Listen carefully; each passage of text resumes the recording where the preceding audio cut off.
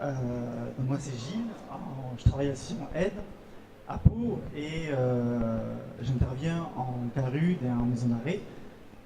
Et aujourd'hui avec Fred, ici présent, qui est tatoueur lui, on va vous présenter une action que l'on mène en maison d'arrêt de RDR, RDR tattoo et piercing, parce que le tatou, je trouve, est pour le coup une pratique très répandue en milieu carcéral, dont on parle peu, et qui n'en demeure pas moins une pratique dangereuse au niveau des risques infectieux et sanitaires qui sont soit liés au partage de matériel, d'encre, soit aux conditions dans lesquelles se déroulent parfois ces tatous.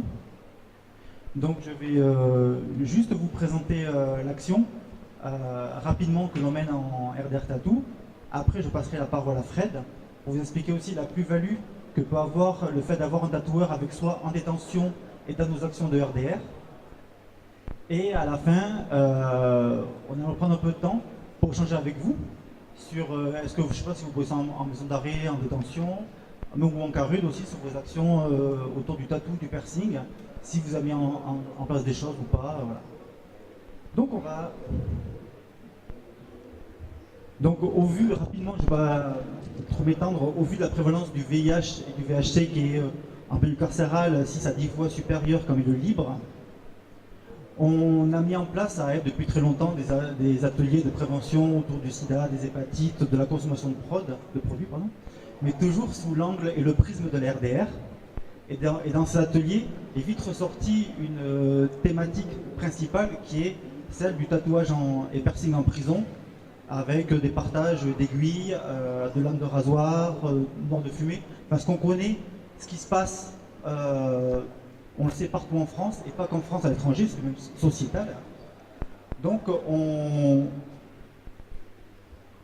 de ces ateliers-là, on a créé un atelier spécifique sur la RDR Tattoo, un atelier de santé communautaire qui est fait avec les détenus, donc dans les différents quartiers, hommes, femmes et mineurs. Et comme on avait exactement la même problématique au CARUD, on a commencé par faire un film avec les ESG, dont certains sont anciens détenus, sur comment se tatouer en sauvage proprement, à moindre risque, c'est-à-dire avec une tondeuse à la main. On reprend toutes les étapes pour se tatouer le plus proprement, mais en sauvage.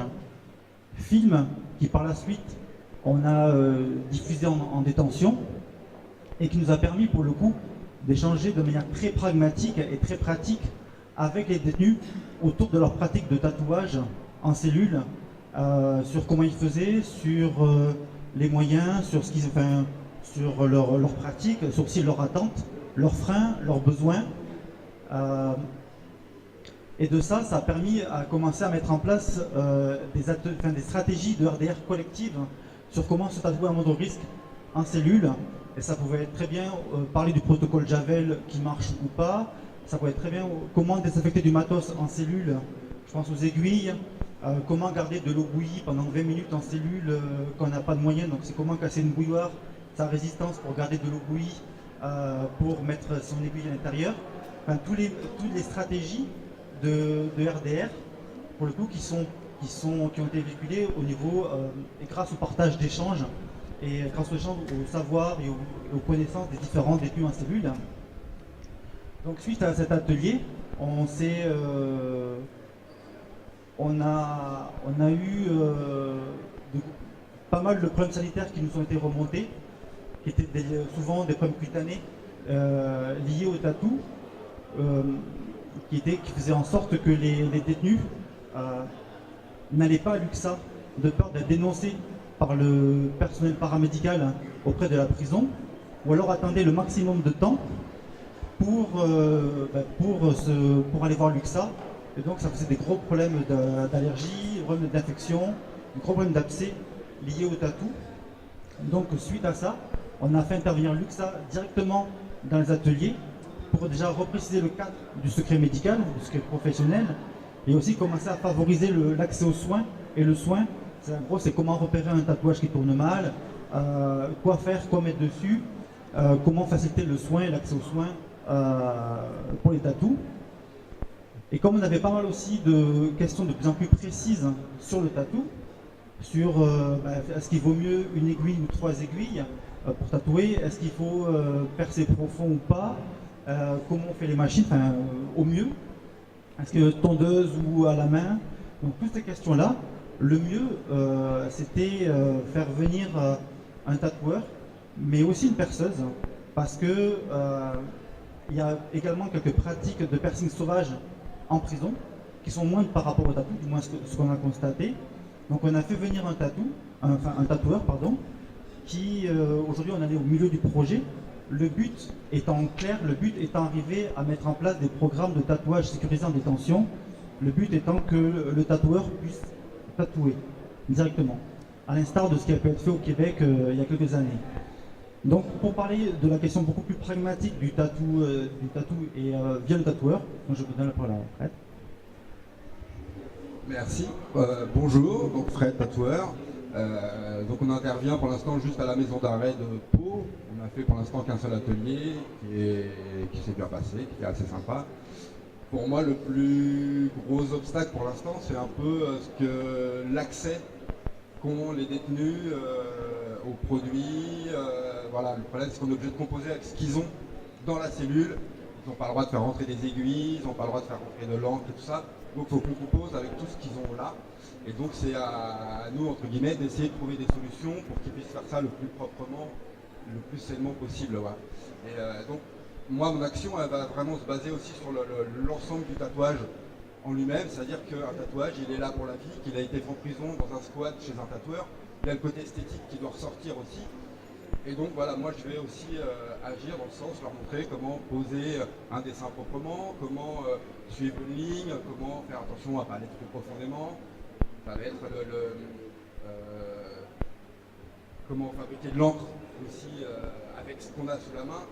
Le système d'aiguilles, voilà, il faut 3 aiguilles parce qu'on va injecter plus d'encre sous la peau qu'avec une seule aiguille. C'est une question de physique simplement. Voilà, et vraiment le problème qu'on a au niveau des maisons d'arrêt, ça va être comment nettoyer, comment désinfecter leur matériel, comment avoir un plan de travail plus ou moins propre quand on est assis dans une cellule de 9 mètres carrés, voilà, pas forcément évident. Et après aussi, comme disait Gilles, faire comprendre quand le tatouage commence à dégénérer, ça commence à être chaud, ça commence à rougir, ça gratte, ça pique, de les emmener voir les infirmiers, l'UXA, sans avoir peur de la répression qu'il pourrait y avoir derrière. Et donc travailler avec eux pour garder le secret professionnel et que ce soit encadré. Le problème, c'est comme disait Gilles, les gens attendent très longtemps parce que de peur de cette répression. Et donc on finit par avoir des grosses infections. Il peut y avoir des problèmes de gangrène, l'hépatite, le VIH, on n'en parle même pas parce que c'est au cœur du truc et tant qu'il n'y a pas de dépistage, ils ne le savent pas. Et donc voilà, notre action est un peu basée autour de ça, une grosse discussion avec les détenus, justement à nous aussi pour apprendre ce qu'ils ont dans leurs cellules, l'accès qu'ils peuvent avoir aux produits ou quoi. On veut voilà, par la suite leur expliquer avec des moyens simples, justement comme je disais, comment avec un simple papier calque, un petit déodorant en stick, pouvoir poser un dessin proprement sur la peau et donc avoir un motif et un tatouage qui sera le plus joli possible, le plus esthétique possible. Ce qui est aussi dans la démarche initiale du tatouage, c'est embellir, revendiquer et embellir. Voilà. Après, on a toute la symbolique du tatouage qui est vraiment particulière au milieu carcéral. Donc suivant les emplacements, suivant les motifs et tout ça, plus ou moins, pas leur expliquer, mais regrouper les comment dire, je vais y arriver.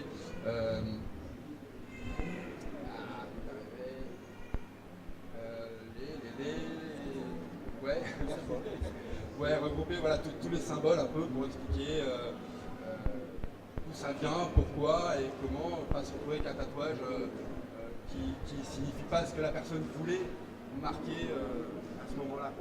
Voilà. Technicité, machine, assemblage des aiguilles, voilà, c'est encore une fois en composant avec ce qu'ils ont accès dans la cellule, ce qu'ils peuvent cantiner, ce qu'ils peuvent trouver, ce qu'ils peuvent fabriquer. Voilà. Après le RDR, on essaye justement de mettre en place un kit on a eu l'autorisation là avec le directeur de la maison d'arrêt de Pau de créer un kit RDR entre guillemets spécifique au tatou. Il faut qu'il y ait marqué nulle part que ce soit pour le tatouage parce que voilà, ça reste interdit. Donc c'est un kit RDR général dans lequel on aura des gants justement et tout ce qu'il faut pour pouvoir faire un tatouage proprement dans les meilleures conditions et surtout dans les conditions carcérales. Voilà, dans lequel on aura un peu de sérum fille, on a tout ce qui est stérile, on a de quoi faire un plan de travail propre, une petite savonnette qui va servir pour se laver les mains, qui va servir pour nettoyer la peau avant, après et pendant le tatouage. On a un petit kit de lubrifiant aussi qui nous on se sert de vaseline pour le tatouage ou d'autres émollients, mais voilà, on n'aura pas le droit d'introduire ça à la prison parce que ça va être mal perçu, on va dire. Voilà. Donc ce sera du gel lubrifiant simplement. Pareil, on compose avec ce qu'on peut, avec ce qu'on a et avec ce qu'on a le droit de faire rentrer dans les murs. Pas évident. Donc voilà, on va faire une plaquette aussi qui explique à quoi va servir ce kit. Il peut servir pour soigner une plaie, pour voilà, un peu pour tout, c'est RDR général. Mais donc dans cette plaquette, il y aura un petit encart tatouage, donc on va expliquer tout de la base du motif jusqu'aux soins après du tatouage pendant la semaine suivant le tatouage. Voilà. Donc voilà, après le but c'est ça, c'est vraiment des ateliers, on va essayer d'aller dans une plus grosse maison d'arrêt aussi, centre de détention carrément à Mont-de-Marsan avec des gens qui sont incarcérés pour des plus longues peines et en essayant justement de mettre en place, encore une fois, avec les outils qu'ils ont à disposition, comment faire le plus proprement, le plus sérieusement possible. C'est un marquage, c'est un passage dans leur vie, mais ça va rester toute leur vie aussi. Donc il faut que ce soit, entre guillemets, propre dans tous les sens du terme. Voilà. Donc après, tout ça pour arriver à expérimenter, comme ils l'ont fait donc, au Canada, un projet de tatouage sécurisé. Donc c'est faire intervenir carrément des tatoueurs dans les centres de détention et maisons d'arrêt. Pour tatouer, ce serait aussi un atelier ludique parce que voilà, c'est quelqu'un se fait tatouer, mais tous les autres sont là pour regarder comment, pourquoi on fait ça dans ce sens-là, pourquoi on nettoie avant, pourquoi on nettoie après.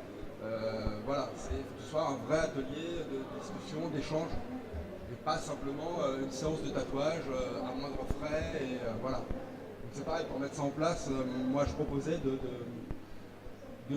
c'est un peu, ça peut paraître un peu réductoire, mais un peu con, mais de choisir par rapport au motif. Voilà, on va pas aller en prison tatouer un gars parce qu'il a envie d'un tatouage simplement parce que c'est joli, pas lui faire une manchette en broderie ou un truc comme ça. C'est aussi un tatouage qui doit symboliser cette période, ce passage entre les murs. Voilà, on a envie de faire ressentir, c'est pas un tatouage que esthétique, c'est parce que c'est pour la famille qui manque à cette personne qui est incarcérée, les enfants, c'est un souvenir, c'est un marquage, c'est un passage dans leur vie et voilà, c'est pas juste faire un joli dessin sur la peau de quelqu'un, il y a toute une symbolique autour et on veut se servir de ça pour ces ateliers-là aussi. Voilà. C'est un dernier point. On est en train de travailler, de réfléchir, de tester les différents moyens de désinfection qui sont efficaces ou pas. Parce qu'il y a beaucoup d'idées reçues sur comment désinfecter des aiguilles en cellules. Protocole Javel, ouais, en théorie, au niveau laboratoire, ça peut marcher. En théorie, enfin en pratique, est-ce que c'est vraiment efficace? Également de tester les différents moyens qui sont efficaces. Donc faire une étude comparative sur le VIH, VHB et VHC. Et qu'est-ce qui peut marcher pour désinfecter son matériel? Est-ce que c'est les bouillies? Est-ce que c'est la Javel? Est-ce que c'est... Par exemple, l'idée reçue, c'est un coup de briquet. Voilà, mais ça, c'est une grosse idée reçue. Et donc voilà, c'est testé, mais de faire une étude très scientifique. On est en train de voir ça pour... voilà, on cherche des partenaires, vous vous associer, voilà, pour tester les différentes études, enfin pour tester les différents moyens de désinfection réels ou supposés pour désinfecter son matos en cellule. Et juste pour revenir sur le kit, il n'y a pas les aiguilles, parce qu'on n'a pas le droit de les faire rentrer. Mais par contre, on peut les cantiner, les aiguilles. Suivant les maisons d'arrêt, suivant les centres de détention, on peut cantiner ses propres aiguilles. c'est là où l'hypocrisie est totale, c'est que pour la couture, on peut demander des aiguilles qui ne vont pas servir à la couture, mais qui vont servir à tatouer. Et pour Pau, il n'y a que le quartier femme qui peut continuer des aiguilles et pas le quartier homme. Ce qui est en plus super sexiste et tout, enfin c'est n'importe quoi. Mais c'est la réalité. Mais voilà, ça sert juste à ça. Donc voilà, le but, c'est vraiment arriver que Fred puisse tatouer directement. On s'y rapproche de plus en plus. Le directeur de la prison a accepté. Pour l'instant, c'est l'administration régionale pénitentiaire qui refuse, de peur que ça fasse trop appel d'air. Voilà, ils ne sont pas encore prêts. Donc on y travaille. Les verrous se déverrouillent, enfin, se bloquent. Enfin, on sent que ça se débloque tout autour de nous. Donc voilà. C'était juste un petit truc pour parler un peu de RDR Tattoo et de RDR aussi Piercing en prison, parce que l'intérêt de notre perceuse qui est là, c'est qu'elle est aussi infirmière. Donc toutes les difficultés qui sont liées avec l'UXA sont remplacées, sont comblées par notre perceuse qui est en plus infirmière, donc là qui permet de faciliter le soin et d'accéder aux soins. Donc c'est juste le dire. Et donc voilà, donc là c'était juste pour voir avec vous, je ne sais pas si vous intervenez, gardez quelques minutes sur, je ne sais pas si vous intervenez aussi en maison d'arrêt ou en centre de détention, comment vous posez la question de la RDR Tattoo ou RDR Piercing, soit en prison, soit en milieu carcéral, soit en carude. Après, le but, ce serait de développer un peu ces ateliers, mais au niveau national, pour l'instant, peut-être que les grandes villes, ou je ne sais pas, mais voilà, c'est pas rester cantonné à notre petite ville de Pau, c'est vraiment s'étendre et ouvrir les yeux de tous les directeurs de prison, comme quoi le tatouage se fait en prison dans tous les cas, donc autant le faire bien, propre, et éviter toutes les contaminations, les infections qui sont liées à tout ça, quoi. Voilà. Je ne sais pas si vous avez des questions. Vous, vos expériences, comment vous faites? Je sais pas, MDM à Marseille, comment vous faites? Je sais pas, au Maroc, comment ça se passe? Ouais, mais vas-y. Ah ouais, mais en prison? En prison? Non, je sais pas comment vous posez la question de la RDR Tattoo, je sais pas si vous travaillez cette question.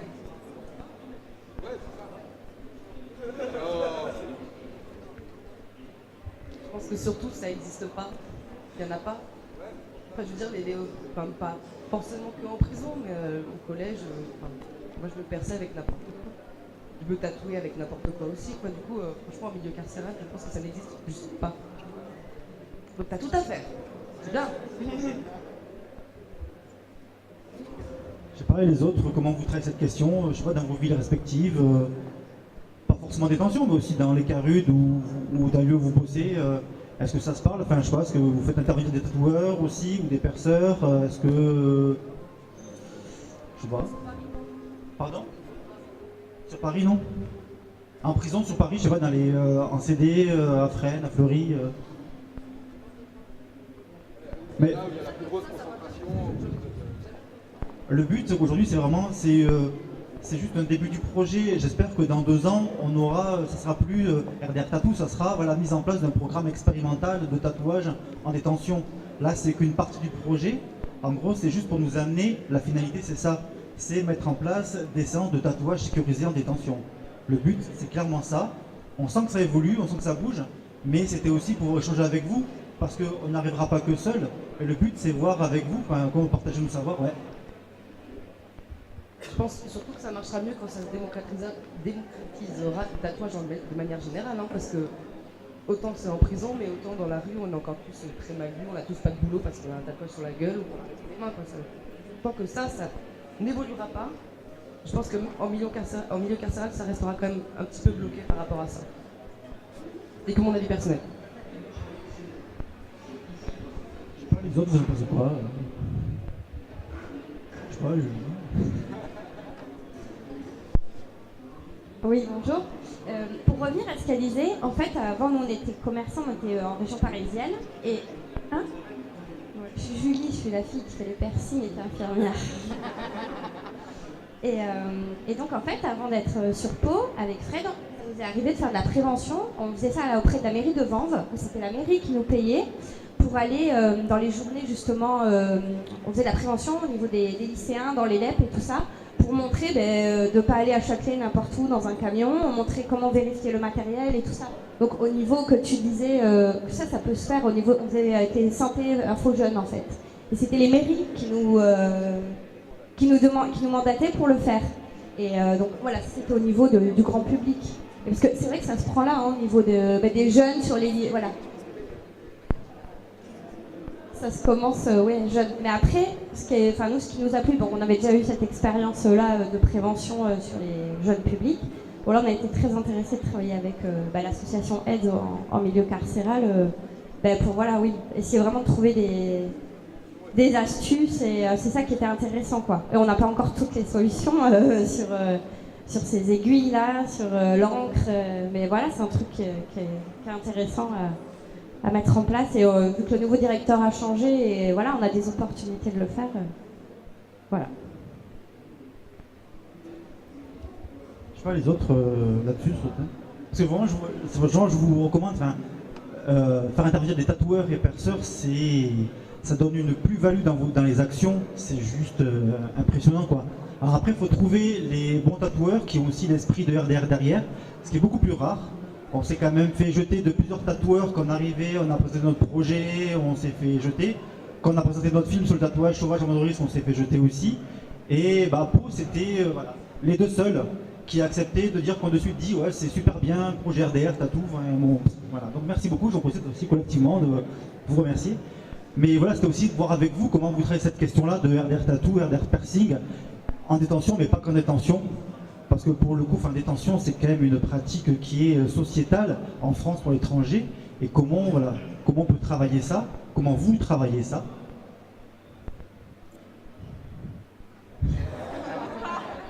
Ouais. Je sais pas, est-ce que ça se parle? Est-ce qu'il y en a qui interviennent ici en détention? Bon, ou en carrure, ouais. Je vais vous aider un peu. Donc moi je suis directrice d'un XAPA dans les Alpes de Haute-Provence. Isabelle à mes côtés qui est infirmière et on intervient en milieu carcéral, donc c'est une maison d'arrêt. Depuis des années, mais en tant que XAPA référent carcéral depuis 1 an et demi, ces questions-là ne se posent pas trop chez nous. Alors nous on a l'avantage dans notre département d'avoir pu négocier avec l'ARS que pour le XAPA référent carcéral, on ait du temps d'éduc et du temps d'infirmier en plus. Et puis comme moi, c'est des choses qui m'intéressent parce que je suis éduc de formation initiale, on fait intervenir aussi 2 autres professionnels sur du temps XAPA en milieu carcéral. Donc en fait, pour un tout petit département, on est 4 à intervenir. Alors, on peut travailler et être tatoué, puisque moi, je suis une directrice tatouée en fait. Donc ces questions-là, ça m'interpelle forcément. Mais effectivement, c'est des choses dont on ne parle pas du tout. Et la question ne se pose pas du tout. Enfin, nous, on n'est pas du tout là. Alors, du coup, forcément, ça éveille en moi un intérêt particulier. Et je pense qu'il y a des choses qu'on peut travailler parce que nous aussi, pour le coup, on a un directeur là, de la maison carcérale qui est très ouvert à ce genre de questions, vraiment. Donc je pense que c'est possible. Il faut s'y intéresser et je pense que c'est possible. Enfin, en tout cas là, ça me parle. Voilà. Il y a des portes qui s'ouvrent, après il y a des portes qui s'ouvrent au fur et à mesure, après celles qui ne sont pas ouvertes, c'est à nous de les forcer un peu. Et c'est ce qu'on essaye de faire, là on est vraiment au tout début du projet et c'est vrai qu'à long terme c'est pas forcément faire intervenir vraiment un tatoueur, ce serait peut-être même de former un détenu qui serait sur place et qui lui donnerait plein de bonnes choses, il aurait des réductions de peine, etc. Il formerait un autre pour prendre ça à la suite et tout ça. Il y aurait un tatoueur, on va dire 24-24 dans le milieu carcéral, dans chaque prison, voilà.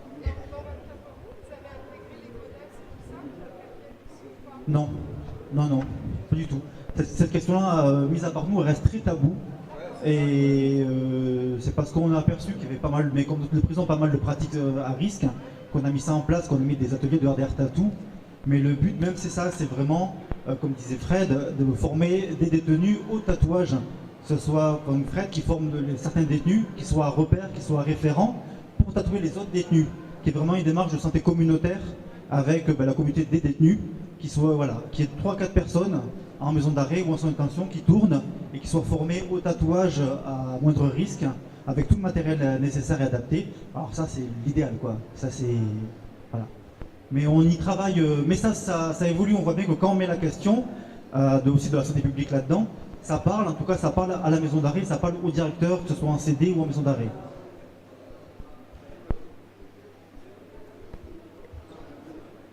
Excusez-moi, je suis pas venu dès le début, peut-être vous en avez déjà parlé.